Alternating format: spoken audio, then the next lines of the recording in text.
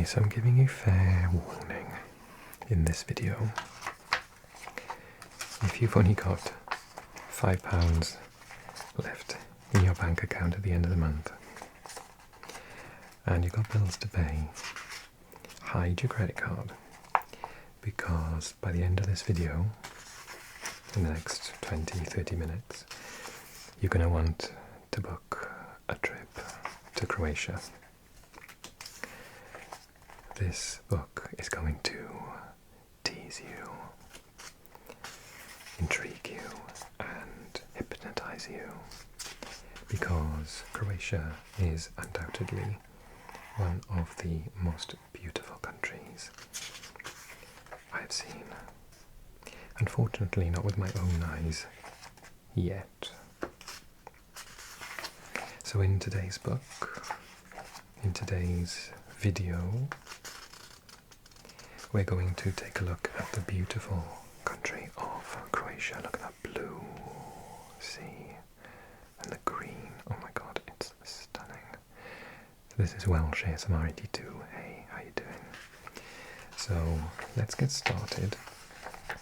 We're doing a lot of tour guides recently, and I saw this book on Croatian. I thought, I know, this will bewitch my audience. Look at the beautiful nature of this country. If you don't know where Croatia is, it is located not far from Italy. This is the boot of Italy, just out of shot there. The Adriatic Sea separates them. Slovenia is here, and this is the top of Italy. Venice is just literally here. And Austria is there, Hungary is here. This is Bosnia and Herzegovina. This is Serbia and Montenegro. And of course there's this funny thing where Croatia gives Bosnia a little cuddle and lets it have this much access to the sea. So, as you can see, there's a lot of area on the coast, and therefore lots of beautiful beaches. Look at this section. Reasons to love Croatia. Medieval Dubrovnik, lakes and waterfalls. Look at that. The mountains in the background as well. Cafe cruising in Zagreb, the capital. Blissful beaches. That could be in like Thailand or somewhere, couldn't it? Pula's amphitheatre, once used for gladiatorial combat. And the Adriatic diet of seafood, olive oil, and seasonal vegetables. So let's take a look. Every page has another stunning photo. So getting to know Croatia, we have Dubrovnik and southern Dalmatia. This is on the coast. We have Split and central Dalmatia. Still on the coast there, Zadar and northern Dalmatia. Istria, which is the northern part of the coast closest to Italy. As you can see, that's a Roman amphitheatre, so at some point in the past it was part of the Roman Empire. The Kvarner area, Kvarner,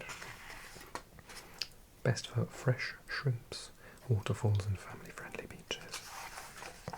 We have Zagreb, the capital, which is nowhere near the sea. It's closer to the border with Slovenia. And central northern Croatia, look at those buildings, the architecture, absolutely beautiful. And eastern Croatia, closer to Serbia, where there are carpeted, it is carpeted with fields of corn and sunflowers and dotted with pastel-coloured villages. So let's just flick through them and we'll look at all the different sections in this. Ooh, I'm a foodie. Croatia for foodies. Croatian fritters or fritule, typically coated in sugar and eaten at Christmas.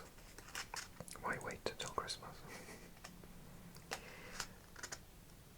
A waiter presenting an Italian-inspired dish in Šibenik, Dalmatia.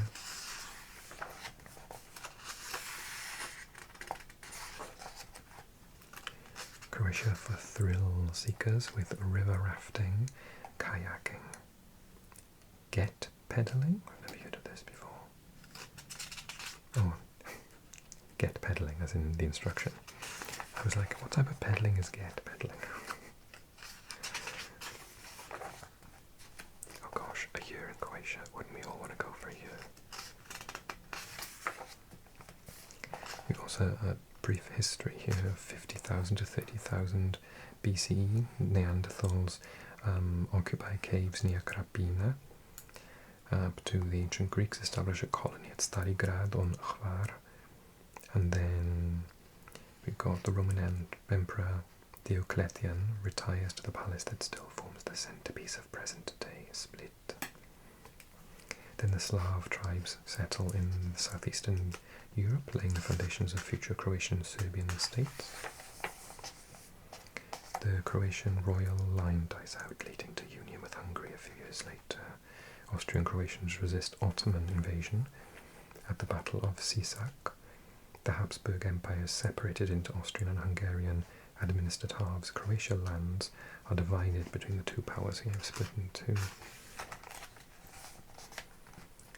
Croatia joins the new state of Yugoslavia following the collapse of Austria-Hungary. Operation Storm brings the war in Croatia to an end after the 91 fighting between Croats and Serbs. Very important. Croatia joins NATO in 2009. Croatia joins the European Union in 2013. 2018, Croatia reaches the final of the World Cup, thanks to Luka Modric. And 2023, Croatia officially adopts the Euro. It is one of the smaller member states. Not the smallest by a long way, looking at you, Malta. But yeah, it is one of the smallest nations of the European Union, actually. Okay, so we're going to go through Dubrovnik, Split, Zadar, Istria, Kvarner, Zagreb, Central, Northern and Eastern. So we start off with all of the really tempting ones on the seaside. Now, up until about Game of Thrones time, Croatia was a sort of hidden gem in Europe, and it was difficult to get to but relatively cheap. However, since they started filming Game of Thrones there and it became quite famous, then all of a sudden it's extremely expensive to visit. I missed it. I was sort of interested at the beginning part when it was difficult to get to but cheap, and then I sort of couldn't afford to go and it became really expensive. I'm waiting for it to sort of calm down. Whether that will ever happen, I'm not sure. So known as the Pearl of the Adriatic, I wonder why. The visually breathtaking town of Dubrovnik has been protected by defensive walls and forts as far back as the Middle Ages. In the 13th century, while under Venetian rule, Venice, the walls fully encircled the city. So, Split and Central Dalmatia are there, so we are down towards the bottom. That's the area where no, it's not. Oh, maybe it's down there. Oh, that's Bosnia. I think that must be the little slip of beach that they've got. I can't see in this light. It looks green to me.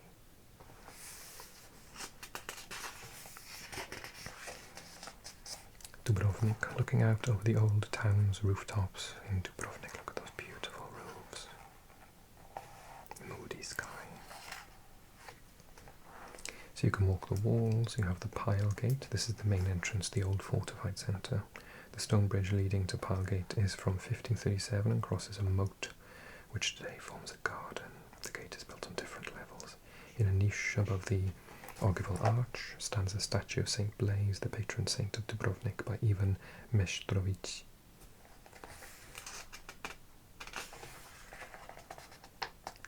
You can also see the Franciscan monastery, the Church of St. Blaise, Loggia Square. In Loggia, I'm presuming is old Italian, so Luggia in Croatian. This square, the political and economic heart of Dubrovnik, is situated at the eastern end of Stradun and surrounded by important buildings. Today it is still a popular meeting place, in particular around Orlando's Column, built by sculptor Antonio Ragosino in 1418.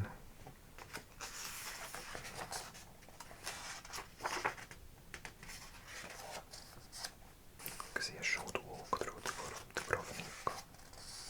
Then we see, wow, look at that picture, it's incredible.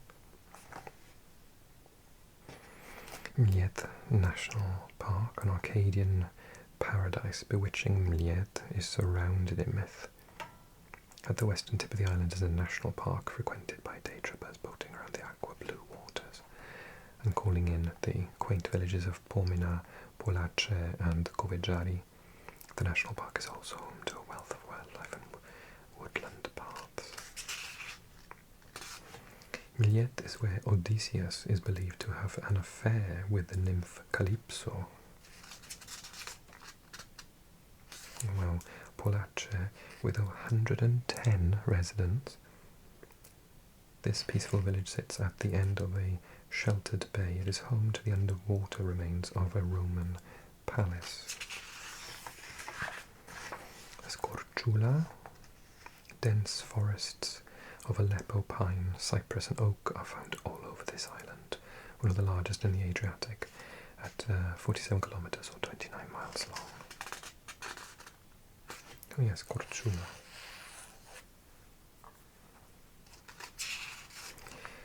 Western Korčula is covered in olive trees, with the town of Blato at the centre of the oil industry.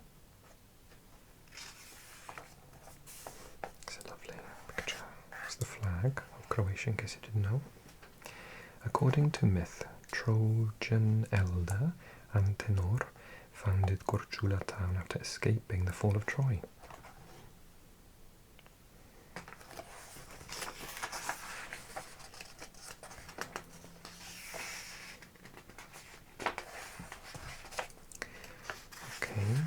Let's continue on. So we're going to go to the next area, Split and Central Dalmatia. Looks absolutely stunning. Look at that colour. The orange, I love that. Split is the hub of Central Dalmatia, a ferry port serving the islands as well as a captivating urban attraction in its own right. Urban life first took off on the islands with the ancient Greeks establishing colonies on Vis and Kvar.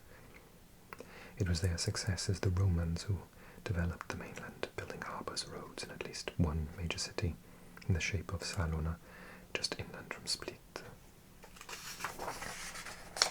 Here we have Central Dalmatia, Splitsko-Dalmatinska, with Split here, Salona here, Marina Trogir, Brač on the island, Hvar on the other island, and Vis. Is it Vis or Vis? Vis further out.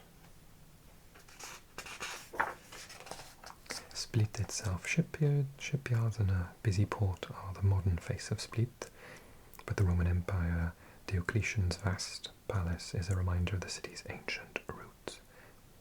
In 614, the palace took in refugees from Salona and they breathed new life into Split. Byzantine rule followed before the city became part of the Venetian territories in 1409. Under the Venetians, city walls were built and the arts flourished.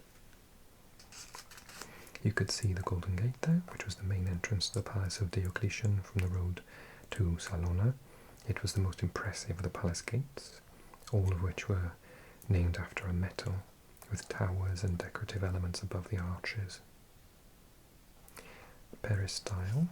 Was this about the weathered statue in the court of the fascinating Split City Museum? You can see the Silver Gate and Church of St. Dominic. Behind the Silver Gate is a daily market selling fruit and vegetables, cheeses, hams and dried herbs. Jupiter's temple. During Roman times, this small and beautiful building, consecrated as the baptistry of St. John in the 6th century, was the palace's temple of Jupiter. Inside the baptismal font incorporates a pre-Romanesque panel of King Zvonimir and other dignitaries. The statue of St. John at the end wall is by Ivan Meshtrovic and was added before World War II.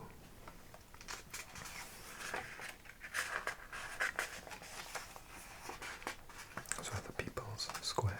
Narodny Trg, and the Palace of Diocletian. Why Emperor Diocletian retired, or why he was allowed to retire, remains a mystery. Yeah, the palace served as a set for Daenerys' dragon lockup and training ground in Game of Thrones. So beyond the old town, you could go to Bolyud Stadium. Built in 1979 to host the Mediterranean Games, Bolyud Stadium is the home to Hajduk Split football team and is used for sporting and music events. And then Kvar, which is on the island, or in the island, I should say, with Starigrad, the old town, founded by the Syracusans in the 4th century BCE, and originally called Pharos. Starigrad, literally the old town, is Kvar's main ferry port.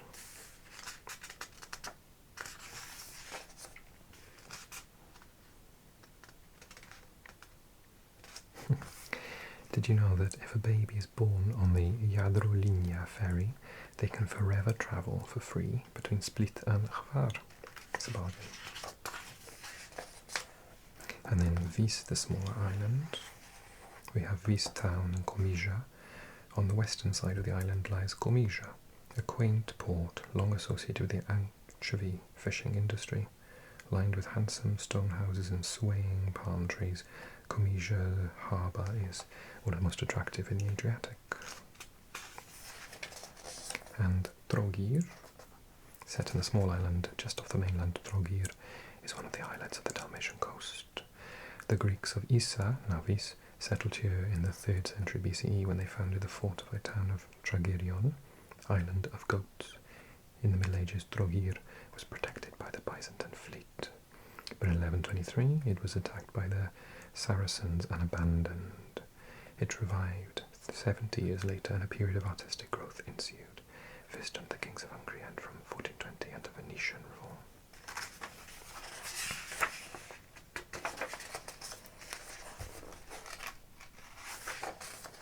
Look at that beautiful picture there.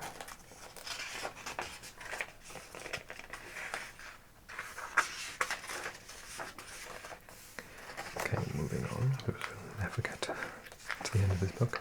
Zadar and northern Dalmatia, originally settled by the Illyrian tribe of the Liburnians. Northern Dalmatia later was home to Roman and Byzantine settlers, as well as being the domain of the first Croatian king, Tomislav, who was crowned in Nin in 925. So here we have northern Dalmatia, Sivensko-Kninska and Zadarska. Zadar's there. Zadar, look at that beautiful, majestic Romanesque cathedral of Saint Anastasia. This ancient city has been reborn and is arguably Croatia's coolest metropolis, inhabited by the Illyrians and then the Romans. It became an important centre and port. You could see this cathedral of Saint Anastasia, the magnificent cathedral of Saint Anastasia, stands on the site of the Forum. Founded by the Byzantines in the 9th century, it was rebuilt in the Romanesque style in the 12th and 13th centuries. It has a rectangular ground plan with a large semicircular apse, the harmonious facade, and 3 doors completed in 1324, is divided in half horizontally, with the upper part characterized by arches, columns, and 2 rows windows.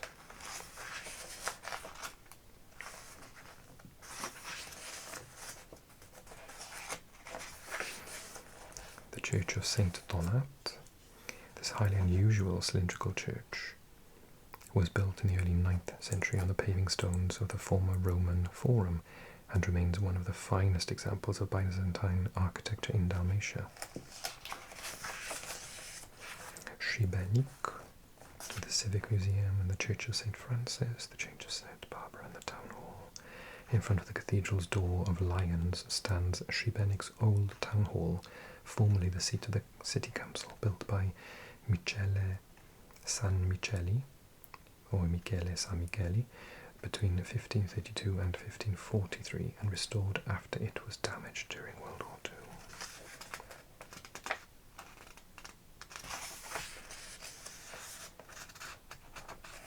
an aerial view of the fort of St. Nicholas and Šibenik Bay.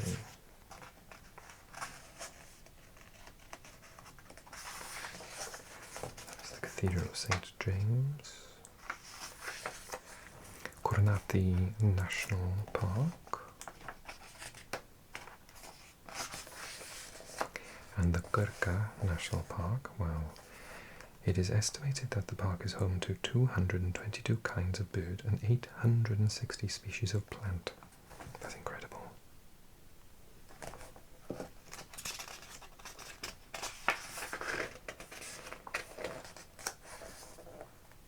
This is the Dugi Otok beach.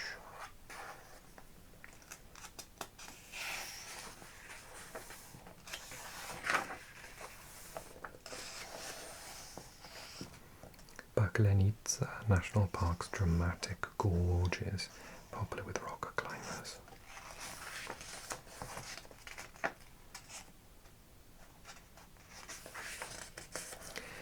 Istria, this is the one I wanted to see personally.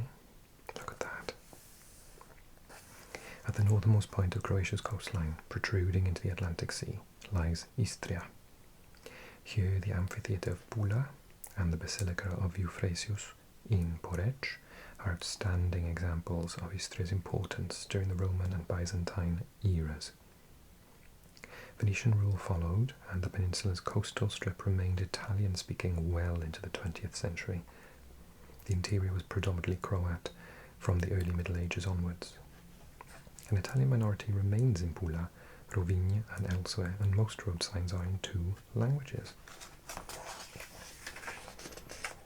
You can see Italy is just here, split by Slovenia and the beautiful Koper. It's a place I want to visit in Slovenia. Pula. So you could visit the chapel of St. Mary of Formosa, a small Byzantine chapel which was once part of the large Basilica of St. Mary of Formosa, inside of the remains of mosaics from the 6th century. The Church of St. Francis or Temple of Augustus. Pula is well known for its magnificent monuments from the Roman era, where it was a colony known as Pietas Julia. It became an episcopal seat in 425 and still has foundations of some 5th century religious buildings. It was destroyed by the Ostrogoths, but flourished again when it became the main base of the Byzantine fleet in the 6th and 7th centuries. Also the Gates of Hercules are here. In Carrarina, somewhat overshadowed by other antiquities, the Arched Gate of Hercules was built in the 1st century BCE, crikey, and is the oldest and best preserved Roman monument in the city.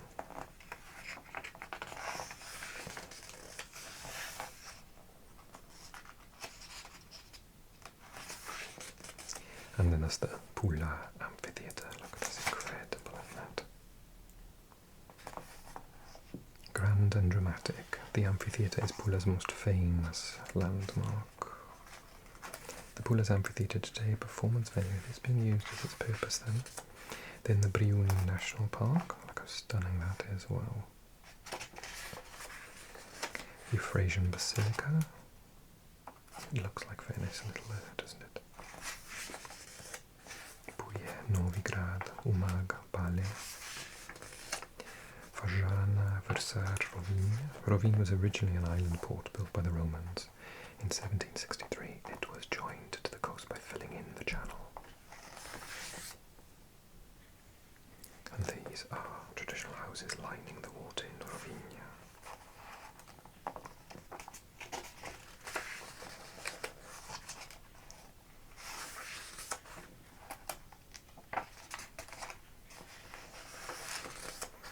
Okay, the Kvarner area stretching southeast of the Istrian Peninsula. The Kvarner is a deep, broad gulf scattered with some of Croatia's most popular islands. Dominating the gulf from the mainland is Rijeka, a busy port city and vibrant hub of culture and cuisine. So we have Istria, which juts out here, but this is here, Ličko, Seniska, Pomorsko-Goranska. So Rijeka, an attractive city of Rijeka, or the attractive city of Rijeka, cascading down a hillside. Founded by the Liburnians and conquered by the Celts, this town then became the Roman city of Tarsatica, before finally coming under the rule of the Habsburgs in 1466. You could see perhaps the city tower, the Turk Ivana Koblera, is the tower, oh no, it's the square, is it? About halfway along the Corso is the city tower, built in the Middle Ages and remodelled several times. The clock dates from the 1600s, the dome from 1890. The red and white facade and symmetrical staircases of the imposing Capuchin Church. The Capuchin Church of Our Lady of Lords. Capuchinska Cerkva Gospe-Lurdzka. This is a winding path leading to the entrance to the modest but charming Tursat Castle. And then we have Krk, the largest of the Adriatic islands. Krk is linked to the mainland by a bridge, providing good connections to the international airport. Just offshore from Punat, this small islet is best known for its Franciscan monastery, where for centuries the monks have collected all manner of sacred objects and valuable and curious items. It's called Koshlyun. This is the statue of Saint Francis petting a dog from the Koshlyun monastery. Dubrovnik's pretty harbour front on Krk Island. Rab. The island of Rab lies parallel to the Velebit Massif, creating a channel that was dreaded by sailors because it forms a tunnel for the cold, dry Bora wind. Here are the Plitvice Lakes and the National Park. It's Plitvička Jezera. Jezera is the ocean, or lakes, yeah. Famed for its bewitching landscape. What about this country isn't bewitching? Lošinj.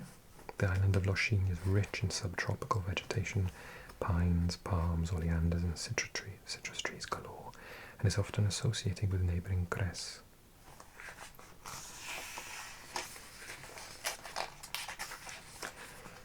Okay.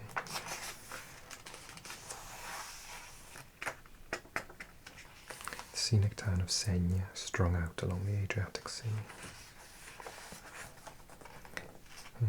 The National Park of Sjeverni Velebit. And here we go, inland now for the first time. This is Zagreb. With a population of over 1 million, Zagreb is the undisputed political, economic and cultural heart of the country. A place that has been at the centre of the nation's fortunes since becoming a cathedral city in the 12th century.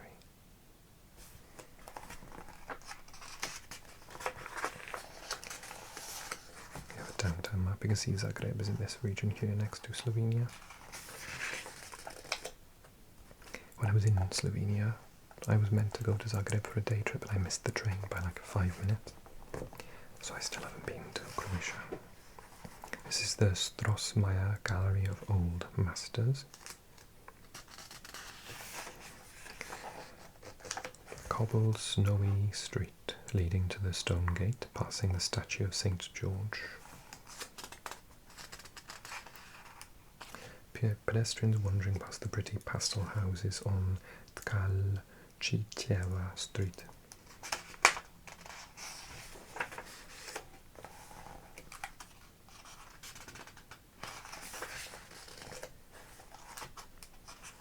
Oh, look at that.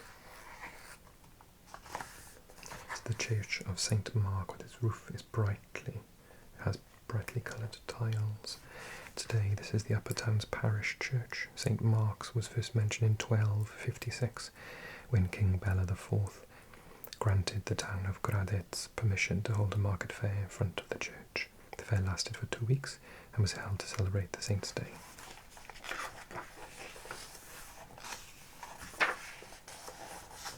And you also have Maksimir Park. The largest park in the city is considered one of Croatia's living monuments. It is named after Bishop Maximilian Verhovac, who initiated the project in 1794.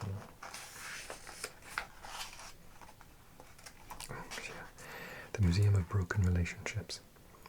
and the Nikola Tesla Technical Museum. The upper town, or Gorni Grad, Gorni meaning like mountain. And then central and northern Croatia, before we head to eastern Croatia, where we have places such as Karlovac, Ogulin, Sisak, Lakovec, Varaždin. Talking about Varaždin, traces of occupation from the Neolithic period onwards have been found in Varaždin, but the town remains absent from the records until the Middle Ages. Here you can see the Castle Museum. Varaždin Castle is thought to date from around the 12th century. In the 15th century, 2 towers were added. It was rebuilt in 1560 with arcades and corridors facing courtyards. The world of insects is here. Sviet Kukaca. Housed in the Herzer Palace, the entomological section of the Civic Museum was founded by the naturalist Franjo Kościec, or Kościec, 1882 to 1968, who donated his collection to the town in 1959. Karlovac. Karlovac is an industrial city and an important junction for roads to Slovenia. It originated as a bulwark against Turkish raids, but was actually founded in 1579 by the Archduke of Austria, Charles of Habsburg, from whom it gets its name. Karlovac is Charles, then, isn't it? Sisak. The city of Sisak, located where the rivers Kupa and Odra flow into the Sava, has always played an important part in Croatian history. It originated as the Illyrian Celtic Segestica, becoming Sicia with the Romans, and later Colonia Flavia Sicia. After the conquest of the Balkans, Emperor Augustus made it the capital of Pannonia Savia province, and it became a trading centre. Abandoned ruin and climbing foliage in Vinica's Arboretum.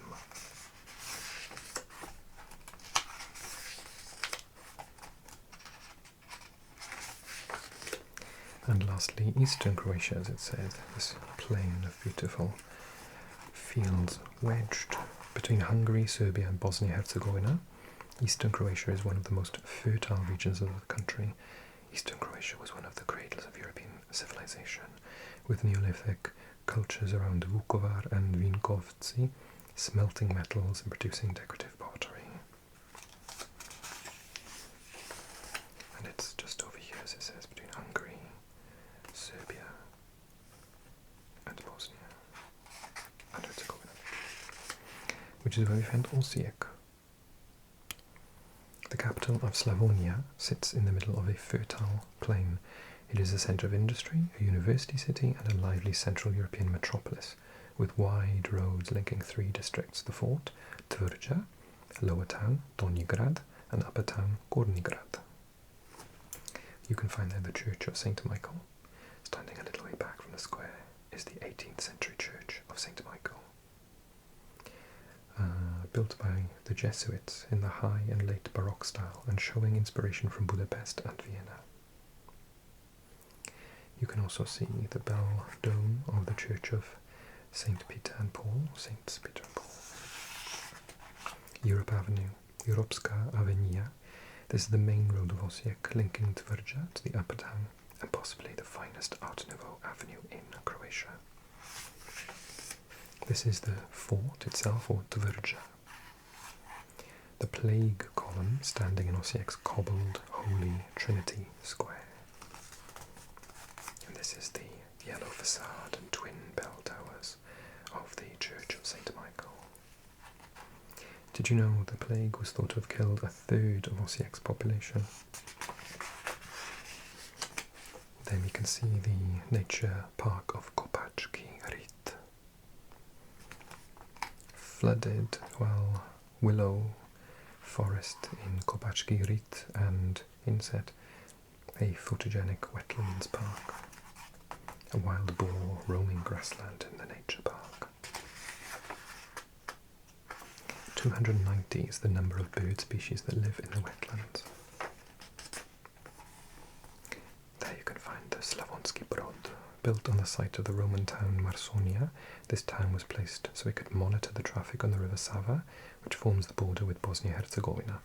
The town belonged to the Ottomans from 1536 until 1691, when it fell to the advancing Austrians.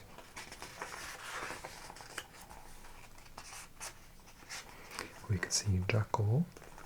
Here we can see this is the Cathedral of St. Peter in Đakovo, with its towering spires and sumptuous interior. In medieval times this town was known by the name of Civitas Diaco and later as Castrum Diaco. Late in the 13th century it became a bishopric, and its influence extended over most of Slavonia and Bosnia.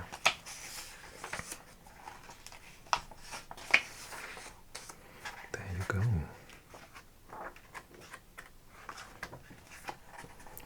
Well, I loved that. I'm so glad I picked this book up. I hope you enjoyed this video as much as I enjoyed doing it and learning more about this stunning country, the lovely Croatia. I've got a load of new books. I did a little bit of a shopping trip. I've still got the ones I haven't done yet, which are Canada, Australia, Japan and Cuba, which I picked up in the pound shop.